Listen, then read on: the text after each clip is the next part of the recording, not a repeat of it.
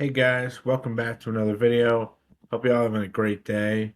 I know I'm in a different part of my house, which is why it looks really different. But to get straightforward into it, the first round of the 2026 draft is officially over. All 32 picks have been made, so I wanted to go in and give my grades and reactions to each pick now that we know where each team went in the first round. Starting off with the obvious first overall pick, Fernando Mendoza.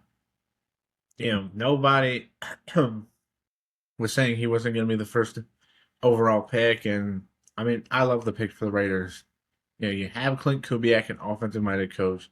You bring Kirk Cousins to more than likely start early on, which even for a guy like Mendoza, who has a lot of starts in college, it'll be good for him to be able to sit and not start right away. They brought in Tyler Linderbaum, Jalen Naylor. The Raiders have really aced this offseason, and I would give this an A plus. It was an amazing pick, and he's gonna be a talented quarterback, and hopefully in a couple of years get the Raiders to being a more relevant franchise than they have been for a while. Moving on to the second overall pick with David Bailey. This is where I disagreed with. I always thought it was going to be Arvell Reese. It felt like Reese made a lot of sense. I personally wasn't high on Bailey the way other people were. I thought Reese and Bain were better players. I would give this like a C plus, just because, in my opinion, like I think Bailey's going to be a good player. I think he will work out at the next level. I just feel like there were better players at his same position to go with. But, the Jets clearly believe Bailey is the best player for where they were at. But I personally think it was the wrong decision to go with Bailey over Bain or Reese, who I thought were better players. Moving on to third overall with the Cardinals, where, I mean, this is a pick I hated from the moment it was announced. Now, just because I'm hating on the pick does not mean I hate the player. Like all these players who were drafted, I think will be hopefully talented players and will go on to have successful careers. I'm just hating the team that like made the decision.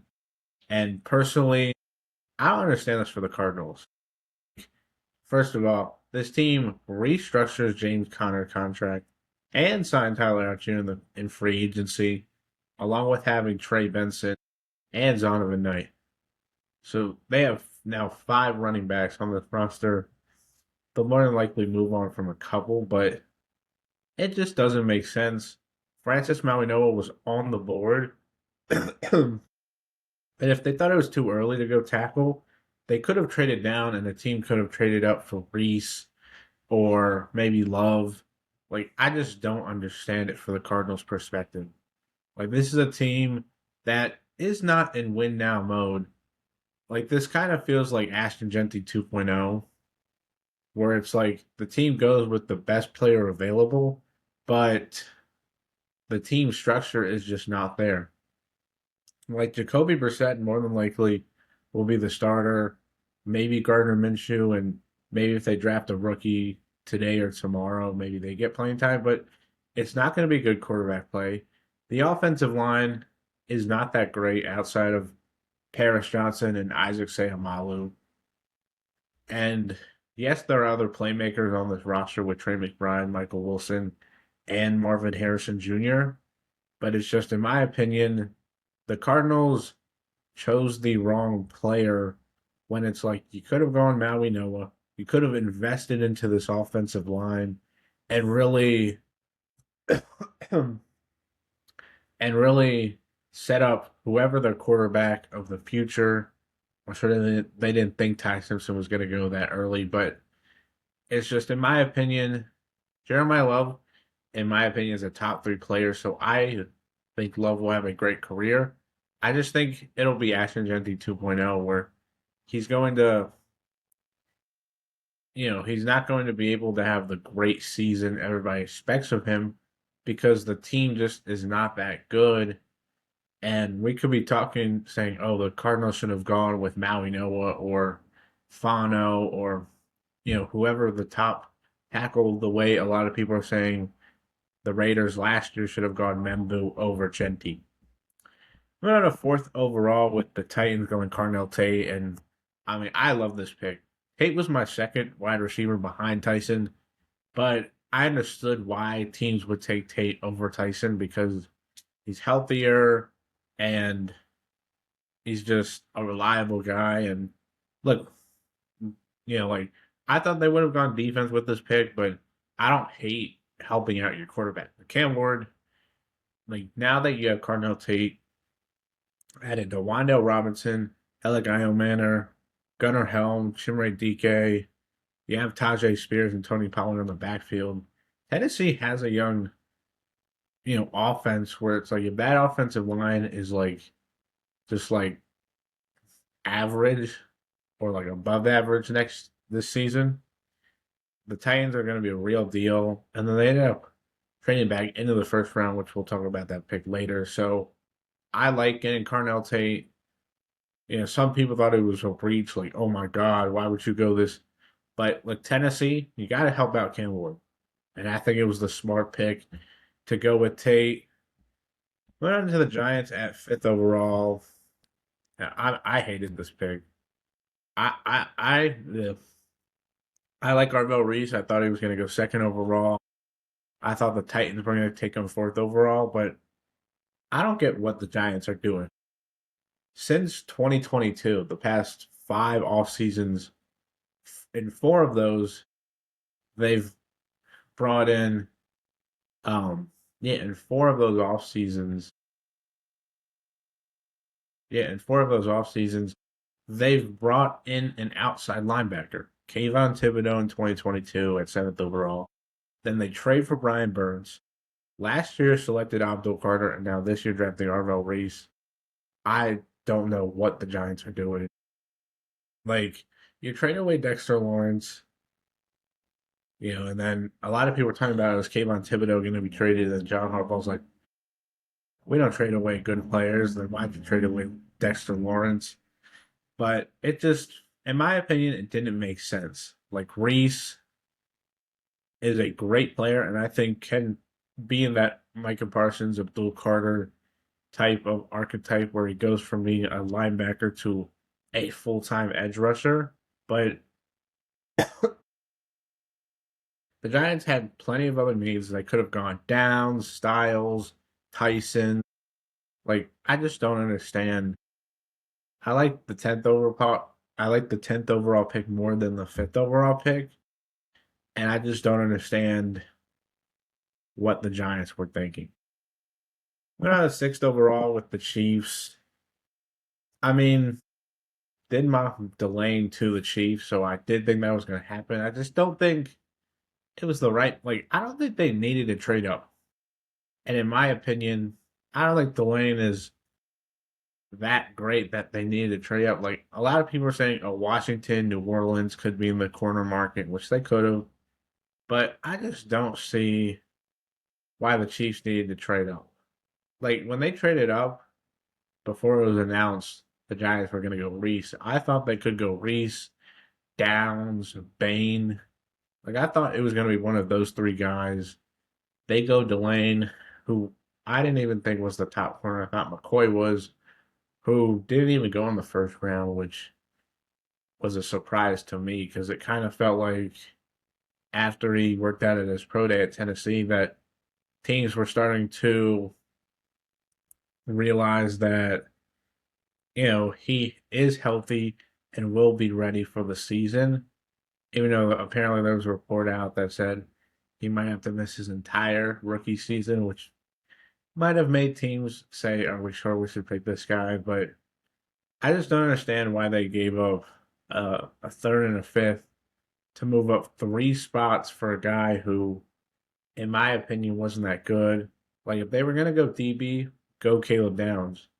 They could have gone Styles or Bain, and I thought those would have been better picks. So I did not like this pick for the Chiefs. Like I liked Delane going ninth because it made sense. It was like, hey, that's where around the first corner should go, but not sixth overall when you have better players on the board. Went on to the Commanders at 7, which I love this pick. Sonny Styles, a guy I thought the Chiefs could have targeted at sixth overall more than Delane. And look, there was reports Washington wanted Styles. I didn't think he was going to make it to 7. I thought the Titans or the Giants were going to draft him. But no, he makes it to 7th to Washington, and Dan Quinn gets his Bobby Wagner of the future, maybe. A lot of people are comparing to Fred Warner, which Adam Peters, he was a part of that drafting process in San Francisco back in 2018 when they drafted him. So I thought this was an amazing pick. I was surprised he fell to 7, which it's crazy to say fell to 7, but Styles is an amazing player. And I do think that Washington came out of this draft huge winners so far because, a lot of teams, in my opinion, at the top went players that, just were either worse or just didn't really make a lot of sense for those teams. But Styles fits Washington, and I thought was an amazing value pick. Around 8th overall with the Saints going Jordan Tyson. He was one pick away from um being a Brown and could have been in the same state as his brother Jalen. But I love this pick. Tyler Shough showed last year that he can be the franchise quarterback for the Saints, but you got to get him weapons. The offensive line for the most part is really good, and now you just got to get him weapons. And I like Olave, Tyson, Jawan Johnson. 3 good guys. They bring in Travis Etienne. You're surrounding Tyler Shough with the pieces. And then maybe the rest of the draft they can use their picks to address the defensive side and really be able to compete. Because I think in a wide open NFC South, New Orleans possibly could win it. And this was a huge pick for the Saints. Well, 9th overall with the Browns. In my opinion, this was another bad pick. Spencer Fano, I thought, was nowhere close to being the top tackle off the board. And I just don't understand it. Like, apparently the Browns drafting him as a left tackle because that's what he played as a freshman in 2023. In my opinion, I thought Freeling was a better plug and play left tackle if they wanted to go him. And I thought, 10 picks later when the Panthers got him, that was a much better pick than this pick. I also thought, Caleb Downs, Ruben Bain were on the board. I thought, maybe if one of the receivers or both of the receivers were off the board and they didn't want to go Makai Lemon, I thought, why not just improve this defense? Like they could have gone Downs, keep him in state. Could have gone Ruben Bain to pair him up with Myles Garrett, and then you would have had Bain, Garrett, and Graham on the defensive line. So, in my opinion, the Spencer Fano pick just was not that great. Like, in my opinion, the Browns could have gone with plenty of other different players, which would have been a better pick. Like, I get with the top 2 receivers off the board, you might not want to go Lemon, but go Freeling or go with one of the top defensive players instead of reaching on a guy who, in my opinion, might end up being, a guard as his best position. But on to Francis Mauigoa, who, I was surprised by the pick because I was like, really, the Giants go tackle? But I mean, I like this pick. Like, they have their 2 tackles in Thomas and Illuminor. So Mauigoa can be a guard at least early on, and then, if Illuminor goes down or if Andrew Thomas goes down, he can plug into one of those spots. Is more so a right tackle, but I think could play the left side. And I think this was a better pick than Reese. Like I get Arvell Reese was like the best player on their board, so they were like, we can't miss up this opportunity. But they have like so many guys at that same outside linebacker position where it's like, you're gonna have guys who like you drafted with high picks that aren't going to be playing, a lot because you have so many guys at that same position that like you can only have like a couple out there. But now I know I love this pick. I thought it was great value. I thought he was the best tackle from this class, and I thought the Giants made the right decision by drafting him here at 10th. Like they could have gone receiver, but I like them investing into the offensive line, protecting Jackson Dart, and creating running room for Scadaboo and Tracy. So I thought they were great picks. We're on to 11th with the Cowboys, who traded up to get Caleb Downs, and I mean I love this pick. I was surprised Downs fell. Him and Bain were like the two players I was so surprised fell outside of the top 10. I thought they were for sure top 10 locks, and a Dallas team that needed to go defense. Like they badly needed defenders. George Pickens signed his franchise tag, will not be traded more than likely. So you got him in for at least this year. But this was an amazing pick. And I love Dallas being aggressive, moving up one spot, because Miami could have taken him, which I don't know why the Dolphins, we'll talk about their first of two picks, which I thought was probably the worst first round pick of the first round. It's arguable, but I love this pick for Dallas. They got aggressive. Like a lot of people thought they were going to move up into the top 10, top 5. No, they just waited for Downs to fall to them. And I mean, it's crazy how the Giants, really in two drafts, back in 2021 with Michael Parsons and now this year with Caleb Downs, allowing the Cowboys to get a defender that a lot of people were mocking to New York to get. So I thought it was amazing value for the Cowboys. And then I did like their second first round pick, which we'll talk about later. None of the Dolphins, which I mean, this was a horrible pick. Aiden Proctor, I thought he was a second round player. Did not think he was a first round talent. Now, I think Proctor, you know, could be a top, a talented player when it's all said and done. This was just a bad pick by Miami. I mean, you had Makai living on the board with your receiving core being the worst of all time. You had Ruben Bain, who plays at the same stadium at Hard Rock Stadium that the Dolphins do. I mean, yeah, Caleb Downs on the board before they traded back. Like they had plenty of guys who were better value picks. Even Kenyon Sadiq, I wouldn't have hated if you wanted to get Malik Willis, a talented pass catcher.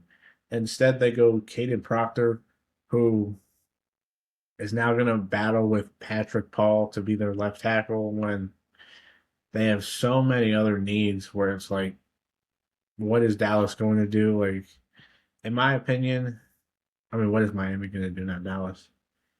This was a bad pick. I liked their second first round pick when they traded up with the Niners. I like that pick more than I liked this pick, and this was a reach, big time reach. We're on the 13th overall with Ty Simpson. I know a lot of people are going to hate on the pick and say, why would the Rams do this? But look, the Rams didn't have really any needs. Like, once they addressed corner, you look at their roster, it's like, yeah, they could get a third receiver. Yeah, they could improve the offensive line. Yeah, they possibly could get a linebacker.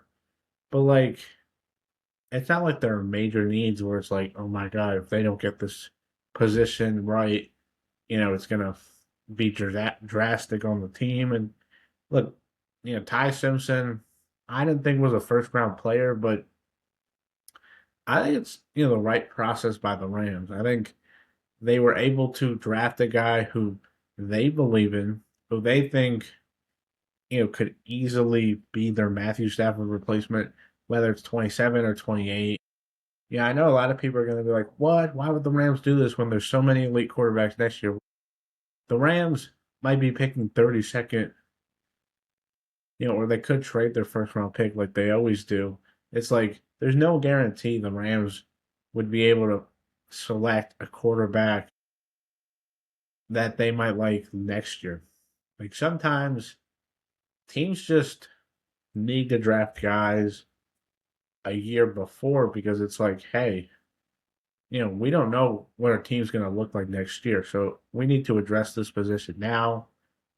And I thought it was the right decision. Like Simpson, the Rams clearly loved him. A lot of people were saying Sean McVay does it, and then it was a Les Snead pick. We'll see how time tells. But I think Simpson, a great player. And I think the Rams did this process right. Like they could have gone Lemon or one of the top defenders, maybe Sadiq, but they decided, hey, we can grab our franchise quarterback of the future, not have to play him right away, still be able to compete and possibly win the Super Bowl in their home stadium this year. And we can know that we have a bright future. Like great teams know when they need to draft a franchise quarterback. Like the Packers, when they drafted Jordan Love, knew, hey, Aaron Rodgers in a couple of years, isn't going to be as great as he has been. We need to draft that successor. Same with when the Ravens drafted Lamar. Trying to think of others. Recent memory. Can't really think of, but like great teams, like when the Eagles drafted Jalen Hurts, like great teams know, hey, we can draft this guy knowing, our starter is capable, and Stafford obviously is better, or Stafford and Rodgers are better than the other two guys in Flacco and Carson Wentz. But like great teams know, hey, if we can draft our franchise quarterback of the future, it's better off that we do it now instead of waiting until we have to move on from that guy and then we don't have anybody to succeed him. 14 with the Ravens going Ola Vega, Alane. As a Ravens fan, I love this pick. This was the best pick they could have made. Yes, they could have gone Ruben Bain, but look, their defense is already stacked at like every position. It's like, and Jesse Minter's going to get the best out of those guys. They needed to improve this offensive line. You lose Tyler Linderbaum. They brought in John Simpson, which I'm still confused why. But this was a great pick.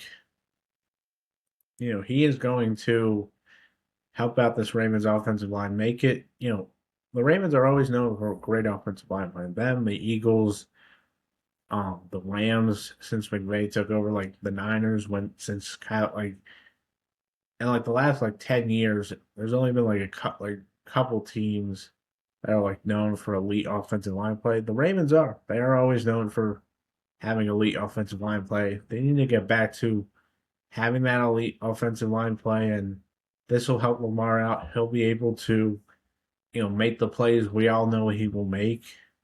They're going to draft a center either like at their third round pick or on day 3, and if those picks hit, the Ravens easily could have a young offensive line for the next 3, 4, maybe 5 years of protecting Lamar. And they could have gone Lemon, they could have gone Bain, Sadiq, but Vega was the perfect pick. You need to help out this offensive line, and it's a starting point for a great draft. We're on 215 with the Bucks going Ruben Bain. I mean, I was surprised when Bain made it this far. I was like, really? Like he made it to 15. I know probably Jason Light and Todd Bowles were like, come on, Bain, fall, fall, fall. I was so surprised that he made it this far. He was my top overall player in this class. He was like I if I was the Jets, I would have taken him at 2.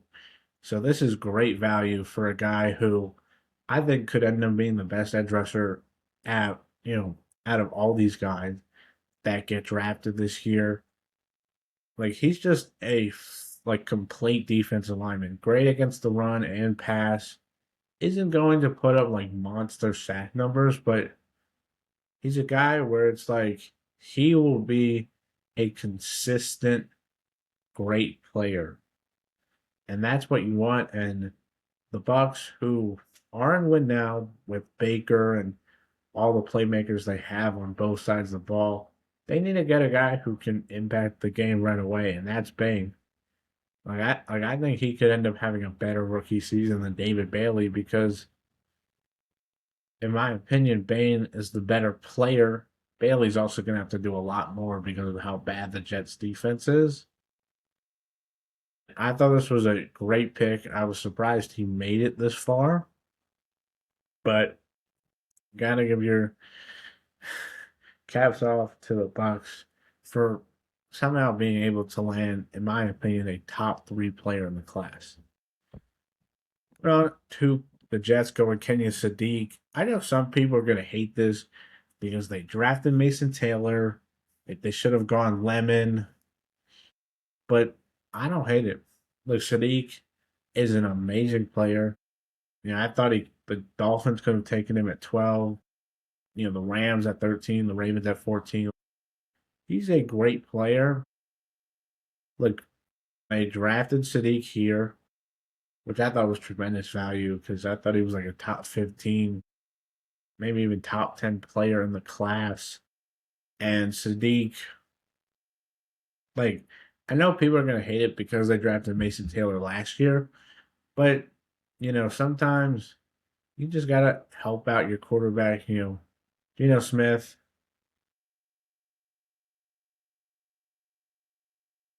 probably love the Jets' first round with Sadiq and then Omar Cooper at 30th when they traded back into the first round.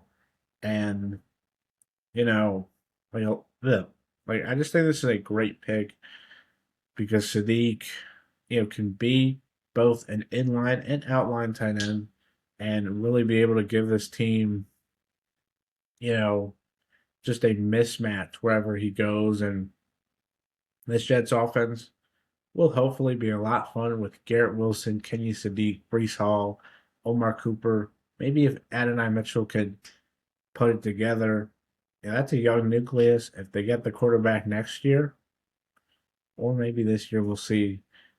They can have a fun offense, and then if that defense improves with all the additions they made in free agency, along with Bailey and hopefully some more guys on day 2 and day 3, maybe the Jets finally can get out of this purgatory hole.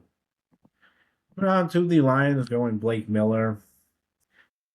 I mean, I was surprised because I thought they were going to go with a left tackle, keep Penei Sewell at right tackle. Seems like they're going to move Sewell to left tackle, but I don't hate it. I mean, like Miller, a talented player. I thought was a first round tackle. And I think the Lions need to get back to that dominating offensive line they had in 22, 23, and 24 when they were winning games and the team was a lot better. I don't hate it. I mean, he started I think 54 starts at Clemson over his 4-year career, and he's going to be a guy who will step in day 1 at right tackle and be an immediate impact. And then, hopefully the interior offensive line will improve. They brought in Cade Mays, and then hopefully the guards can be much better. And then, this Lions team can get back to that dominating, offensive line play that they had for years to get back to making it to the playoffs and competing for the Super Bowl. But to 18 with the Vikings, I thought this was arguably the worst pick. It's up there with Caden Proctor.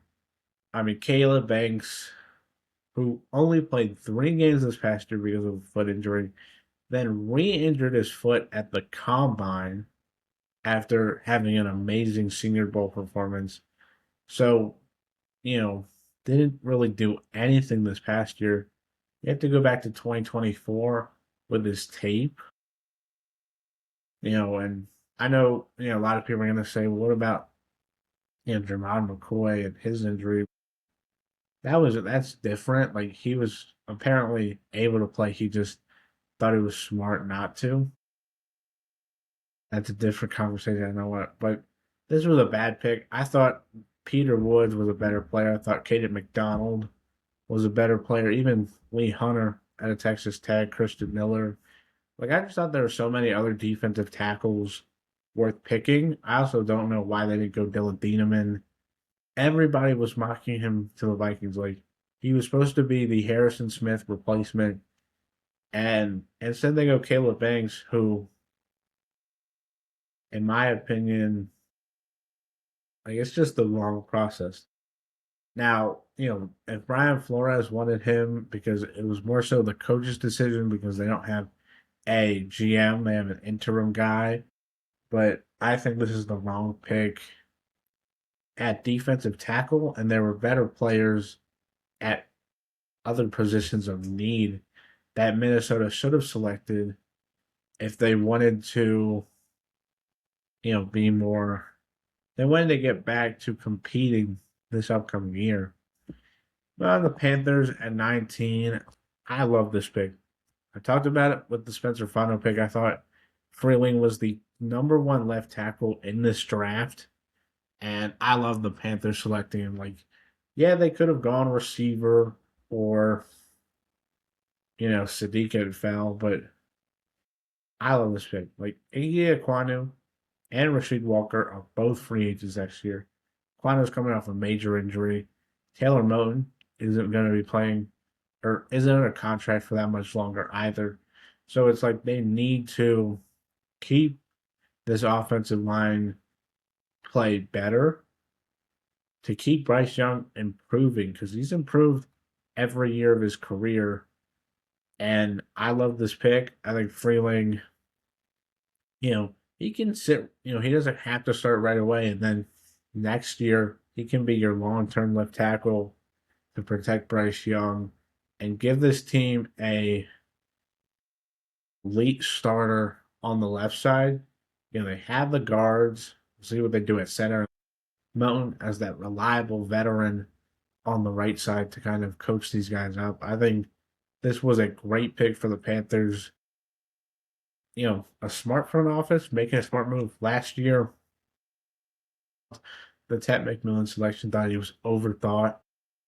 And I think Monroe Freeling, a better tackle prospect than, Spencer Fano and Caden Proctor, who are both more than likely slated to be left tackles in the league. I thought Freeling was a better player and made more sense than either of those guys when they were selected. We got 20th with the Eagles. They traded out with the Cowboys, which the last time the Eagles and Cowboys traded was when the Eagles drafted Devontae Smith. And I mean, this is more than likely signaling that A.J. Brown will be traded, more than likely to the Patriots, it seems like.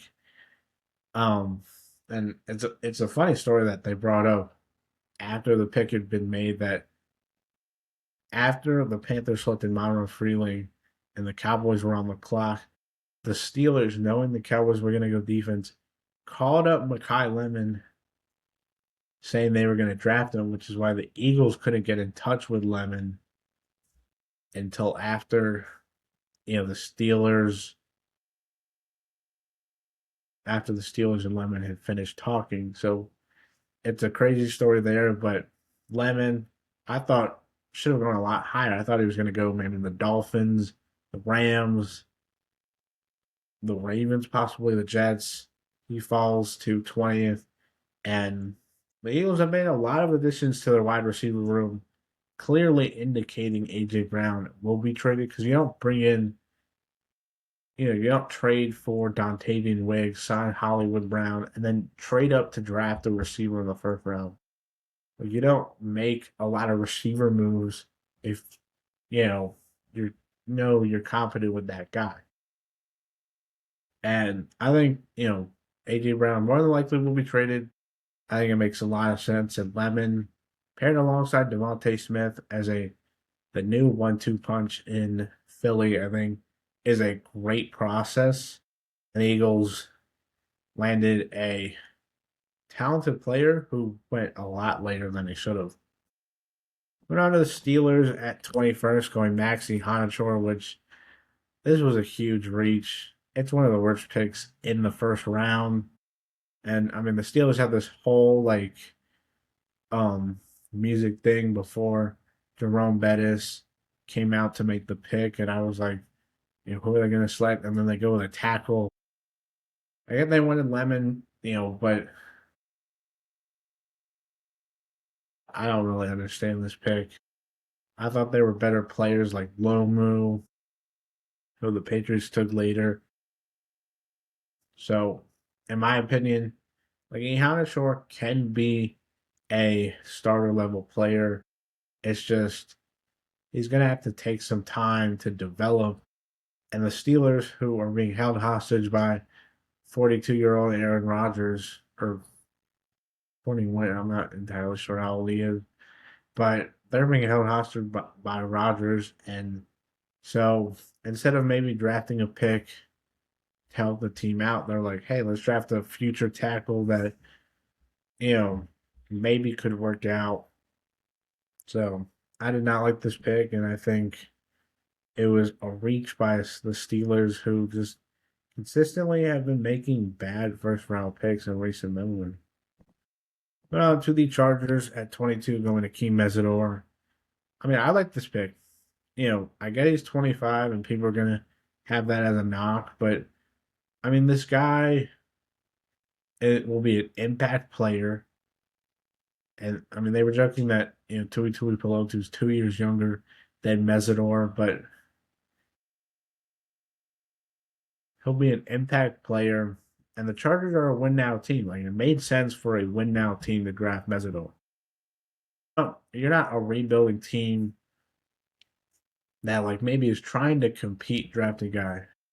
No, you're a team that's trying to make the playoffs, trying to not only make the playoffs but make it to the Super Bowl. And it made a lot of sense for the Chargers because there was no real interior offensive lineman to go, so it made sense they were going to go edge and help out this defense and bring in another pass rush specialist, or I guess defensive line specialist, to help out this team and make it an elite unit as it has been for a while. The Cowboys at 23rd, going Malachi Lawrence.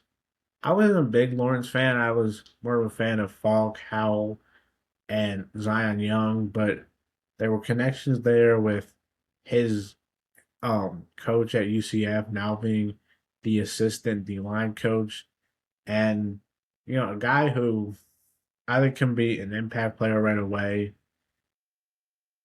It makes sense for Dallas if they know, if they have a coach who coached him last year, they're going to know. And I like the picks. Caleb Downs at 11. Somehow he fell there, and then they trade back and get a guy who I think can really help out this team. I wasn't a big fan, but I think it makes a lot of sense for Dallas to draft a guy who they know a lot about and can really help this team out. But on the 24th with the Browns going Casey Concepcion, I like this pick a lot more than the Spencer Fano pick. I mean, it was between Boston and Concepcion for who would be the next receiver after the top three, and I don't hate it. The Browns needed receivers. They need guys who catch the ball because their receiving room is not good outside of like Harold Fannin and sometimes Jerry Jeudy. And Concepcion, I thought, was an amazing pick for the Browns, who, if they had gone with like Freeling, or they had gone like a defensive guy with Downs or Bain, I'd be giving them an A plus for the first round. It's a B just because Fano, in my opinion, is not that great. I thought it was a huge reach at number 9 when they could have drafted a better tackle down here at 24 than they could have at 9. But on to 25th with the Bears going Dylan Thieneman, which I did not think was going to happen. I was surprised when it got past Minnesota, and this is a slam dunk pick. I mean, I always knew the Bears were going to go safety because when you lose 3 guys in free agency in Byard, Gardner Johnson, and Brisker, you only signed Kobe Bryant, which kind of leaves, you know, at least one more safety spot, maybe a couple more in that Dennis Allen scheme. And Thieneman is an amazing player. I thought he was probably a top 20 player in the class. And the Bears just stayed at 25 and somehow he fell, which is what great organizations do. Like, great organizations just let great players fall to them and are able to get guys who should have gone a lot higher, but teams kind of overthought them. And I think Thieneman was overthought by plenty of teams, and I think he'll be an amazing player for this Bears team and help out this defense that clearly needs a lot more talent than they've had. 226 with the Texans going Keelan Rutledge. I was a big fan of this pick going Rutledge, but they needed to improve this interior offensive line. Wyatt Teller only signed a 1 year deal, so who knows how long term that's going to be. I thought maybe they'd go right tackle because Braden Smith, you know, who knows how long he'll be there, but yeah, I like the pick. Yeah, I think the Texans, needing to invest into this offensive line, giving Stroud some protection. They're going to go center on day 2 or day 3, so you get the guard to more than likely replace Wyatt Teller for the future. Hopefully, you can get your center of the future, and then that offensive line, is much better than it has been the past couple of years, and the Texans can get back to playing football like they did in 2023 when the offensive line was at least like better than it has been the last 2 years. But on to the Dolphins at 27 going Chris Johnson. I would have taken, guys like Avion Terrell, Colt Hood, Brandon Cisse ahead of him, but I don't hate the pick. It's a lot better than the 12th overall pick, in my opinion. I was surprised they didn't go receiver because of how bad that receiver core is, but I think it's a good decision. Johnson can give Jeff Hafley a man-to-man corner, which he didn't have in Green Bay this past year, which kind of limited the Packers' success as a team. So I like this pick a lot more than the Caden Proctor pick. Maybe if you swap them, it looks better, but in my opinion, Miami came out with like a C plus out of the first round for me, just because the Proctor selection was horrible, and then Johnson is a good player. It's just I wouldn't have gone him over some other corners who I thought were better than him. But on to 28 with the Patriots going Caleb Lomu. And this was a run on trades late in the first round. And, I think this spells the end for Will Campbell at left tackle. I know some people are going to disagree and say, oh, well, he could be the future right tackle, but they're more than likely going to move Jared Wilson to center. They're going to have left guard available, which I think Campbell is more suited to play left guard than left tackle. Lomu can pencil in at left tackle, which he's played at Utah the past 2 years. And then you have at least 4/5 of your offensive line with Lomu, Campbell, Wilson, and Nwenu. Just have to figure out the right tackle spot for the future with Morgan Moses, how much longer he's going to play in New England. I think it makes a lot more sense to put Lomu at left tackle. And I mean, we saw, in the Super Bowl with how bad that offensive line was. They were ravaged by Seattle. Some people would say receiver, but if the reports are right that they are getting AJ Brown, I don't think I think it's a better selection if the Patriots are going to go tackle if they do indeed get Brown. 29 with the Chiefs, going Peter Woods, and I thought this was a much better pick than Delane at 6. They sticked and picked after getting this in the McDuffie trade, and Woods, who I thought was the best defensive tackle in this class. Yeah, I think a down year in 2025, but still has the upside of a guy who can be an instant impact player. And I think it made a lot more sense um, for him to go higher. But the Chiefs, a great organization, were able to just land a great player. And I think, um, you know, he's going to be an amazing player on the next to Chris Jones and help out this defensive line to get it, as great as it was a couple of years ago when they had, plenty of flexibility to move guys around. We're on 30th with the Jets going Omar Cooper. I mean, it was a fine pick. I would have gone Denzel Boston personally. I thought he was a better player than Cooper. Yeah, I think it was a fine pick. I think the Jets, come out with Bailey, Sadiq, and Cooper. I really only like the Sadiq pick. I didn't like the Bailey or Cooper pick, but the Jets get two weapons for Geno Smith, and then they get an edge rusher at second overall to help out this bad defense. So it's not a bad process. I just think there could have been better players they could have selected at those picks. 31st with the Titans going Keldrick Falk, which I thought was a steal. I thought Falk was a top 5 edge in the class. And Tennessee was able to get him at 31 behind guys like Mesidor.